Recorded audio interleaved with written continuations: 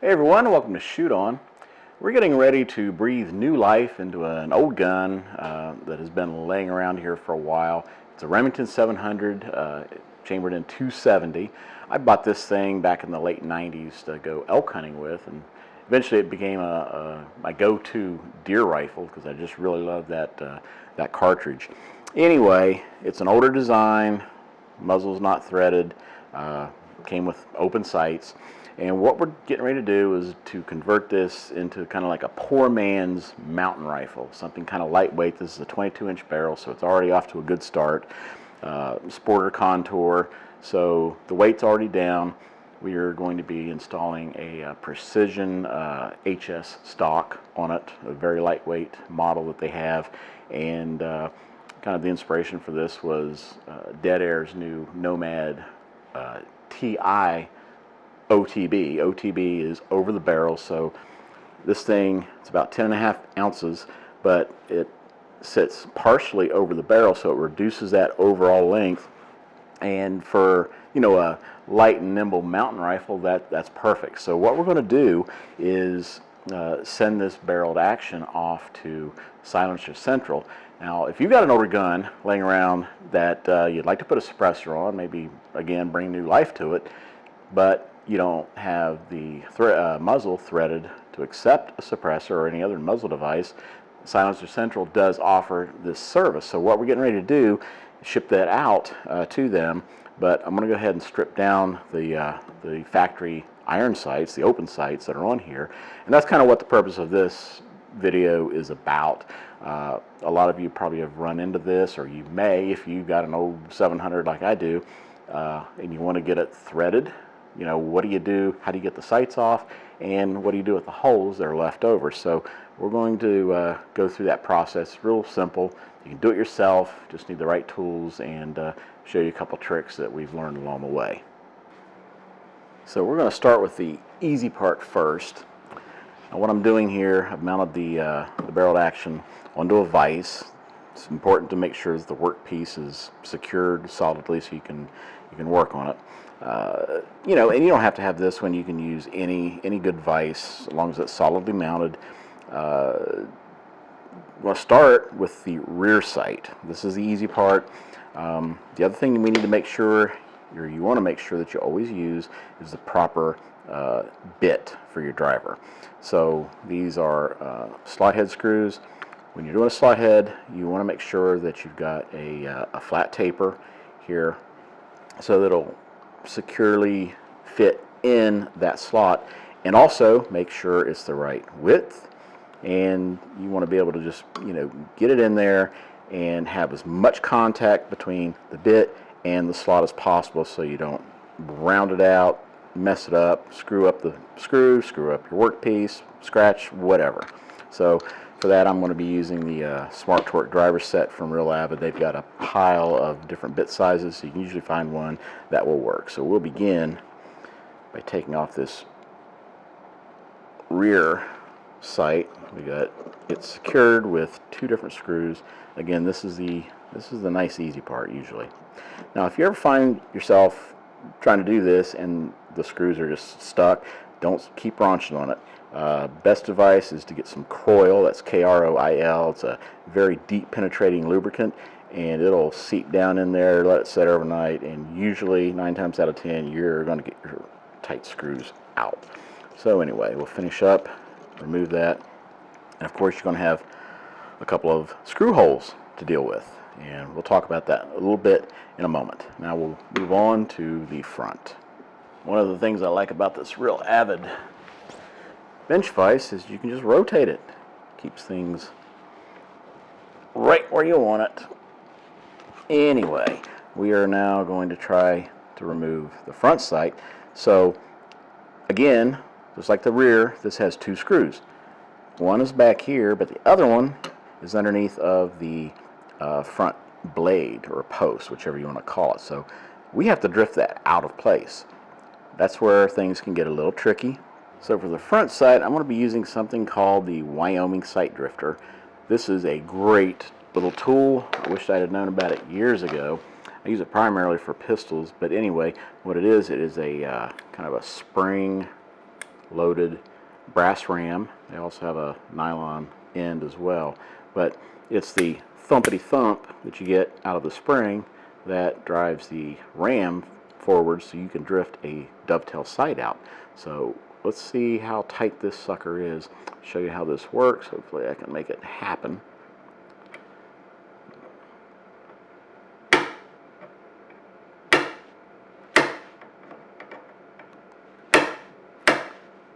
I think we're getting somewhere. There you go. So this really is a much better alternative than, you know, using a hammer and a punch and a bench block. It just comes out so much easier. And there you go. And now you can see we've got a screw underneath of here. I'll get rid of that one. Hopefully it'll come out without too much trouble. Yes. So we got that one. Get the rear screw. And that is all there is to that. Now we will address the screw holes. Okay, so the Remington 700 uses a 648 thread for the sight holes. So what we're going to do, or need to do, is to fill those holes. So you can purchase the screws. There's two types. There's a plug screw, and then there is what's called a positive stop screw. That's what I'm using here. So the positive stop will set proud of the barrel surface. It's a rounded head, goes flat, so it just kind of makes a nice clean transition, and it looks fine.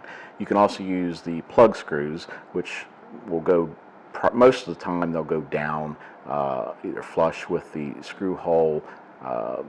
Sometimes they'll be a little proud and you'll have to like file the bottom off, which is a pain. So I think at least for me, the positive stop screws are the way to go.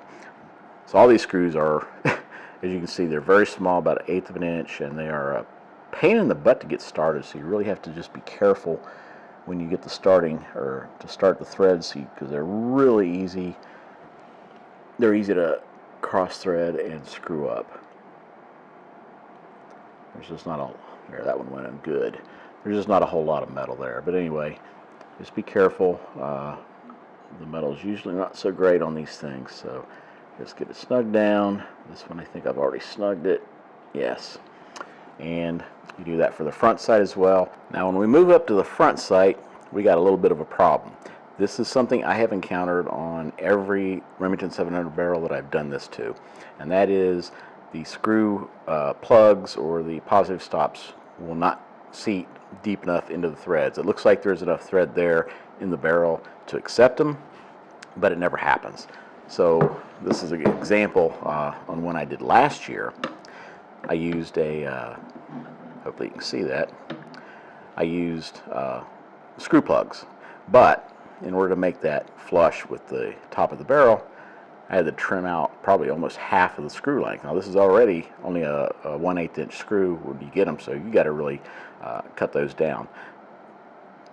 The barrels, or the threads, are really only catching about 2 or 3 threads in the barrel itself.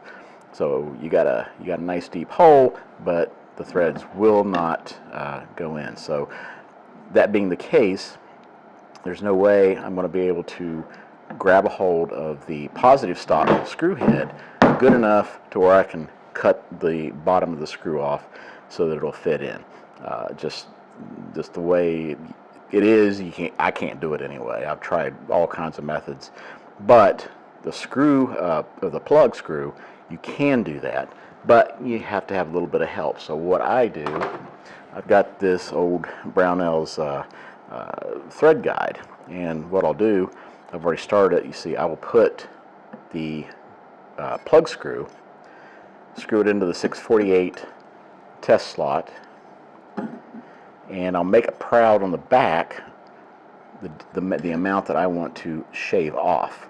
Now if you don't have one of these, I mean, you can buy them. I don't know if Brownell still even sells them or not, but you can make your own. Get you some real thin plate steel, get a tap and die set, and just tap out your own 648 screw threads, and you can run the plug screw through that and then use a Dremel or some other file or something to trim that off. So I'm going to do that now with this and take about half of that plug screw off. I'll do that for both holes, and that should work. I have the screw plate set up in the vise, nice and comfortable work height, and what I've done is run my plug screw through the thread gauge, just leaving about 2, maybe 2.5 threads on the back side. That's what I'm going to cut out. So when I do this, in the past I've had the screws kind of rotate as I was cutting them off. So good thing to do is use a screwdriver, go on the back side of this, and make sure that you just get that screw retained so it doesn't rotate as we run the Dremel. So we got the Dremel. I'm using a real thin cutoff blade. Fire it up and see if we can get this thing cut fairly even.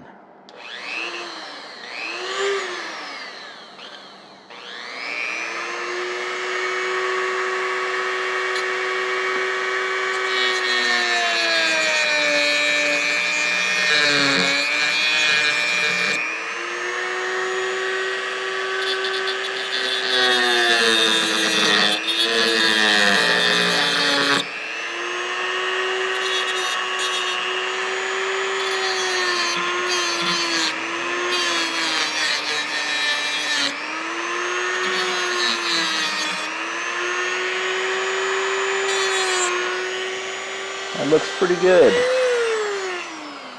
That looks pretty good. We'll run it backwards. Kind of get the burnishing on those threads a little bit. Run it forward again. I'll take a little file and just easily trim the sharp edges so this thing will go in, but that should work. One of the nice things about this Real Avid vise is it's got that 360 rotation, so it's really convenient to get the angles that you want. But anyway, what I was mentioning, we are going to now just file the edges down, the sharp edges of this screw.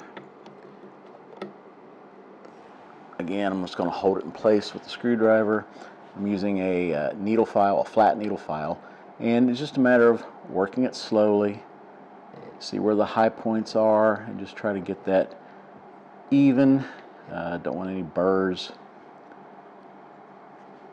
getting in the way. Just take your time when you're doing something like this, because it's easy to take off too much material or slice into a thread in that you don't want sliced into.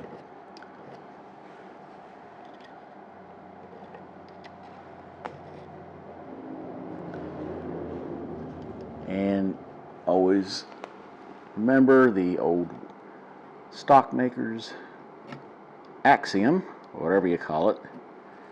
You have eyes in your fingers. Use your feel to see where things are at, so you know where to apply the filing. Of course, older eyes don't do well with some of this stuff, but that's looking pretty good. So I think I got the worst of it, so now I'm just going to back it out of the thread. Make sure I got it. Again, that's just to kind of burnish the threads, get them to where they're going to go in the barrel screw holes nice and smoothly. Now for this, I need to switch to a magnetic driver, because this little booger is hard to keep straight, and we'll see what we can do about getting it in here.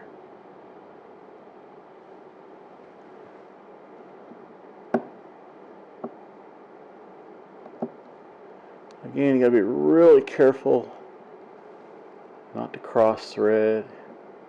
Looks like we're going. Now the question will be, did we take enough off? Sometimes when you're running a fresh thread or a modified thread, screw just a little bit at a time.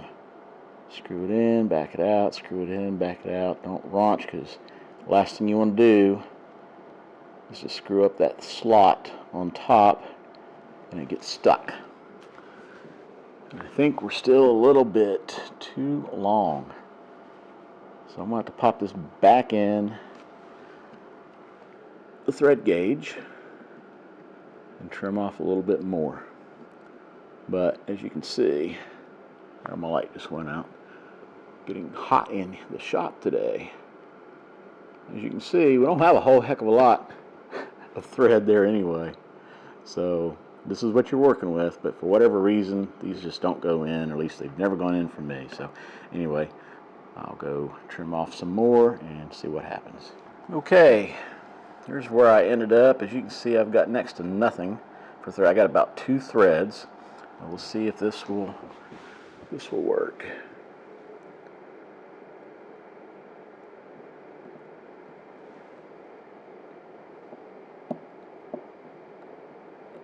Looks like it might. All I'm needing to do is to get it down below the surface of the barrel.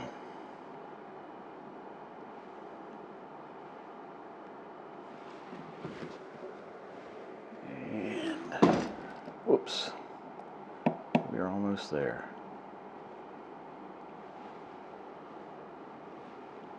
There we go.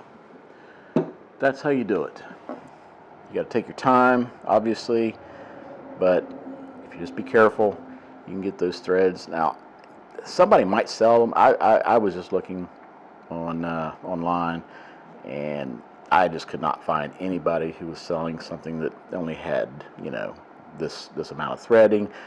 All the plug screws seem to be 1/8 inch. Again, every time I've done this, I've always had to trim them down, custom fit each one of them. But it takes a little work, but you get it done. So that takes care of that one, and I'll go ahead and do the next one. So as you can see, the second screw, I trimmed it down to the same as this one. So they both went in, they were flush with the top of the barrel, so everything is good. Okay, so I believe this barrel to action is now ready to ship off to Silencer Central. Get the muzzle threaded. Again, we're going to be putting on Dead Air's Nomad TI over the barrel suppressor, the one they just came out with this year. So that was the reason we absolutely had to remove the front sight. So whether you're looking to do the same thing with one of your older guns, or simply you just want to clean it up, clean up the barrel to action, modernize the looks with whatever other accessories or platform modules you want to add to the gun, you at least now know what you're going to get into. You've got 2 screw holes, at least in the 700, that you're going to have to fill. You've got your option of the positive stops, which we used in the back, or just plug screws. Either way, Remington's are running 648 screws for that. The thing is, you just always make sure that you're using straight shank or parallel driver bits, so that you don't booger up the screw heads. Make sure that they're right size for the screw heads. You just want that full engagement, so you can go slowly, and it keeps from damaging the heads, or, you know, slipping and scratching the barrel, or otherwise ruining the workpiece. Not a big deal. Just got to go slow, be meticulous about what you do, and in the end, you'll have good results.